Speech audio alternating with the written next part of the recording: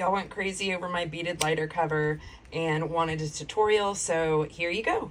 This is definitely going to be more than one part. First, you'll need the pattern for this. This is Beading with Bugs, Anemone Lighter cover pattern. It shows you the colors of beads you'll need. It even tells you how many you'll need. And then it shows you what the flat piece will look like. I did not use these colors, but I used similar colors. You can use whatever colors you want. This is the bead chart. It's not super easy to follow, particularly for beginners. And I'm not a beginner and I prefer the word chart. I think this is a lot easier because when I'm finished with the row, I just cross it out with a pencil or a heat erasable pen. I recommend using something that's erasable in case you've messed up a row and have to pull out a row or two, which is not uncommon to have to do. I'm going to go over some supplies and then we'll jump into stringing our first few rows, which are the most difficult. I 100% recommend using jeweler's velour. This is going to be a perfect surface to work on. Your beads won't roll around. It's easy to pick them up with needles. I don't recommend using felt. Your needle will catch on the felt when you go to pick up your beads. I've also, because I've done this before, I have written the letters out here on my jeweler's velour to be able to keep my colors organized and know what color is what. You'll need some Eslon nylon beading thread. It's available at beading shops, hobby and craft stores. It's pretty standard stuff, but it's also available in colors. You'll also need some beading needles, some scissors.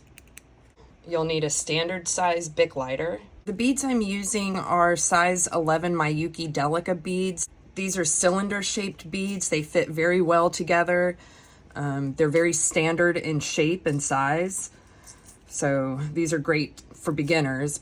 The round seed beads can tend to wonk around each other and be a little bit more challenging to make do what you want them to do. I'm going to start off with some thread, and you'll need a generous amount of this.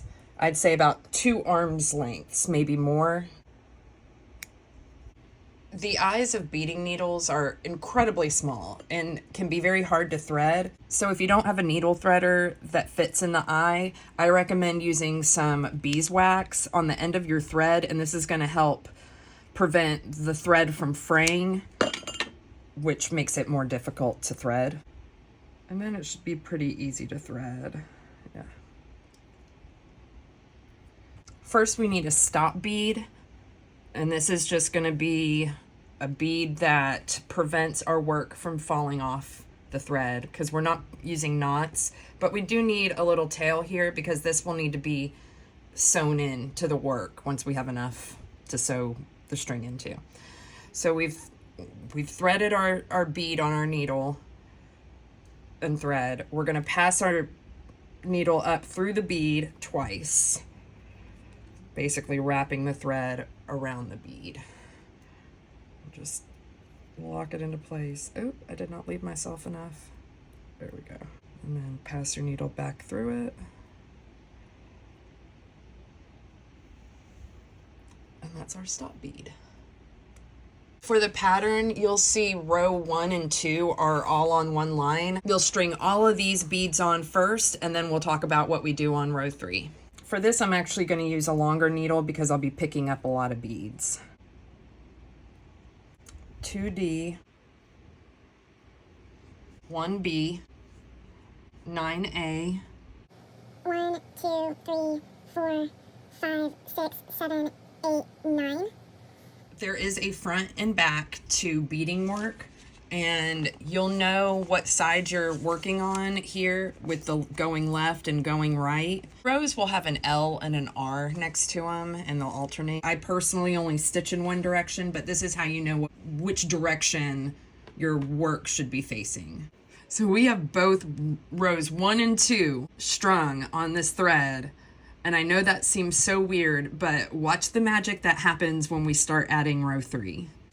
Row 3 says to add 1 A bead, and you're only adding 1 bead at a time. So when we come to somewhere that says 3 A's, that means we're adding 3 A beads, but 1 at a time. So we'll be adding 3 consecutive beads.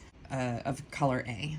Let's go ahead and get started with row 3, adding an A bead. This is going to be the flat edge, left side of our work. Pick up one A bead. Then we're going to skip this first bead and then pass our needle through the second bead. Through the second bead only.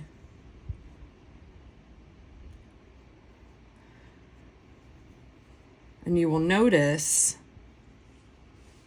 these two beads at the end will stack, giving us our left flat edge.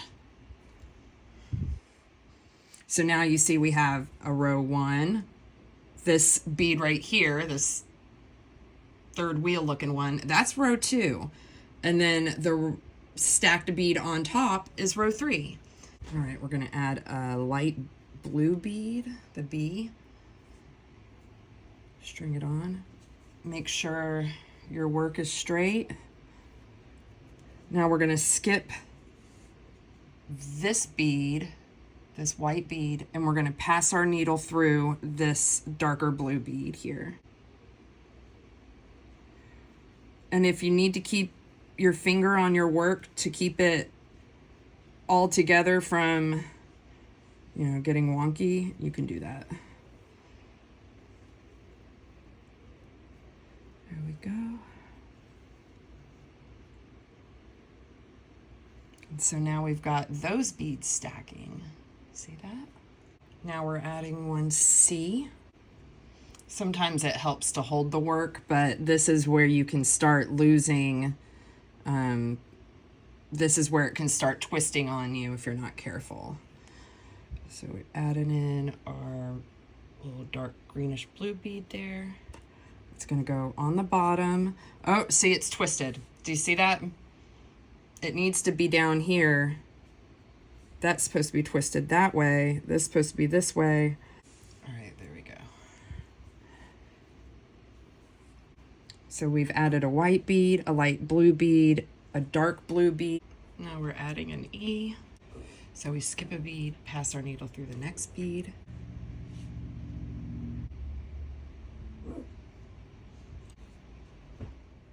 Now that I've added the last bead of the third row, I want to make sure that I stabilize the work before going on to the fourth row.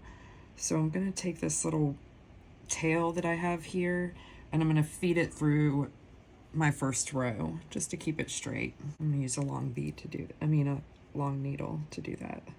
A long bead.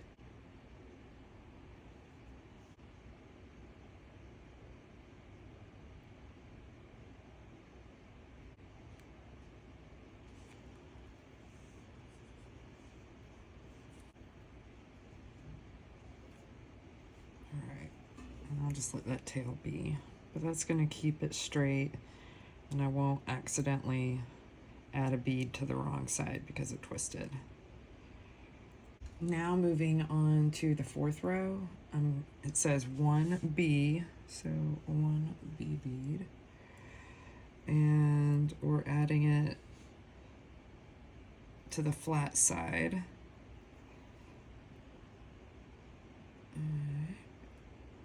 How that should look. But remember, this is our stopper bead right here. Now 1E.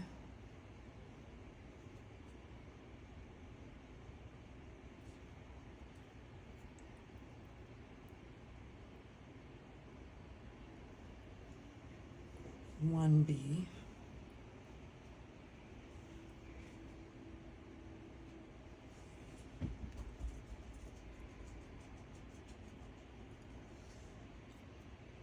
2A.